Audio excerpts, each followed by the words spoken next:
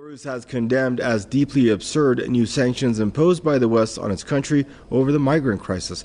The Belarusian Foreign Ministry says European officials imagined some aggression from the Belarusian side and hypocritically delivered a sanctions blow. It accused the West of demonizing Belarus and pledged tough retaliatory measures. The reaction came after the U.S., Canada, and the European Union on Thursday announced fresh sanctions against Belarus. They accused Minsk of using migrants to reach its objectives against the European Union, an accusation Belarus rejects. In recent months, thousands of migrants from West Asia have traveled to Belarus in the hopes of entering the European Union through Poland. Asylum seekers are hoping to cross the border, but Poland and Lithuania are pushing them back, leaving them behind barbed wires and freezing temperatures.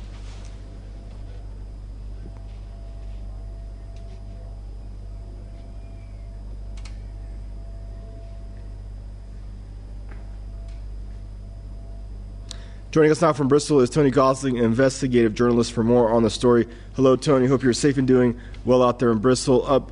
Tony, how do you digest this row between Belarus and the European Union?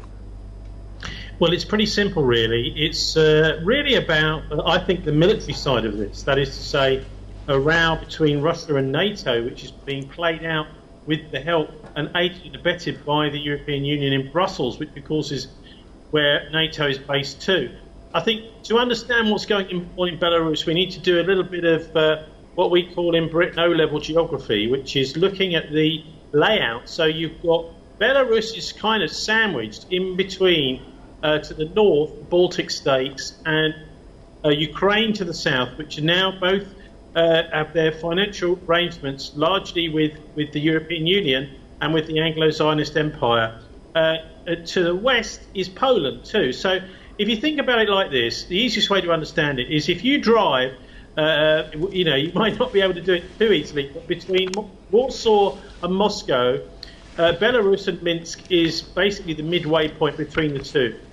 So what's actually happened over the years is Belarus is now a piece of basically former Soviet, an independent country, allied to Russia now, which is jutting out into an area which is almost all controlled by the NATO countries and by the EU, and very friendly with the EU. So I think what's going on here is that the West and the Anglo-Zionist Empire really is seeing Belarus as easy pickings. It's a little area of land which is vulnerable on all three sides, from the Baltics to the north, Ukraine to the south, and also Poland to the west. So this actual operation of migrants, I think we need to really make it clear here. Most of these people are not asylum seekers. If people are fleeing war zones, then they want to go to a very nearby country. Most of the people who have been trafficked across borders, etc.,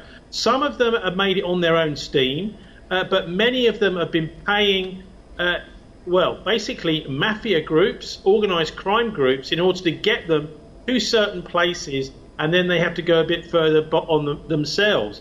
And so I see this as a deliberate operation which is being used to destabilise countries. I mean, we've seen the recent horrors in the English Channel with migrants trying to cross there, all organised by organised crime, and nothing really being done by the European Union to stop that. So I see this as an Eastern version of a similar thing that's going on. And of course, the idea of imposing sanctions on Belarus is absurd. But this is a form of economic warfare. It's the sort of thing that we expect that the NATO countries, the EU, all in lockstep together as the Anglo-Zionist Empire. This is really what they do. They are trying to push on all fronts, and particularly here in Belarus. And the victims, of course, are these poor, these people will be freezing cold trying to cross into Poland from Belarus. And yet the European Union, rather than aiding, as they should do, these people, helping them, is simply using it as an excuse to beat Belarus for political reasons. Absolutely abhorrent. And the same sort of attitude as we've seen from Ursula von der Leyen the last couple of days, talking about mandatory vaccinations. Absolutely absurd, verging on the fascist attitude from the EU here. And Tony, what makes this story even more strange is the fact that none of these asylum seekers or migrants, however you want to refer to them, none of their destinations is, I doubt for the most part, I shouldn't say any of them, but that their destination would be either Poland or Belarus.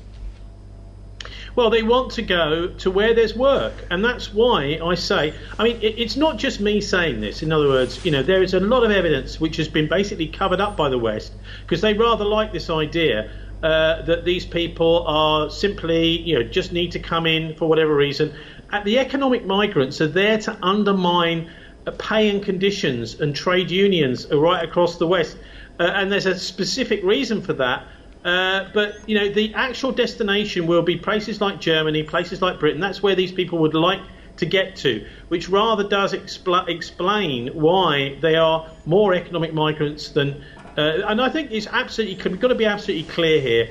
Anybody who is trying to make a better life for themselves, they're coming from a very impoverished country and trying to get to somewhere where they can get work, which is going to help their family. There is absolutely nothing wrong with that at all. But what we've seen is organised crime exploiting this, and Alex Parry, he used to work for Newsweek Europe. He was a terrific journalist. And around about 2015 it was, he exposed the mafia masterminds that were helping these migrants move around the whole Black Sea area and across the Mediterranean, etc., in a book called The Rift. And that was exposed in Newsweek Europe on the front page, the mafia masterminds behind this trafficking. And then, 2 weeks later, Newsweek Europe was closed down. And then no other editions ever appeared of that paper. So I think what's happening is the collaboration between the masterminds of NATO and the EU and the misery that's being meted out to these poor economic migrants.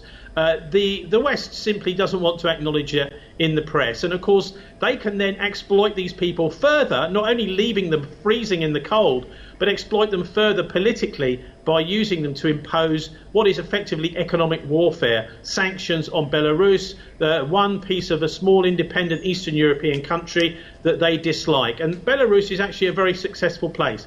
One of the reasons is because they haven't privatised and sold off the infrastructure in Belarus. Much of the infrastructure of the country is in state ownership and is working very well, thank you, including good housing as well in many parts of the country, which we in England would absolutely die for, decent public housing.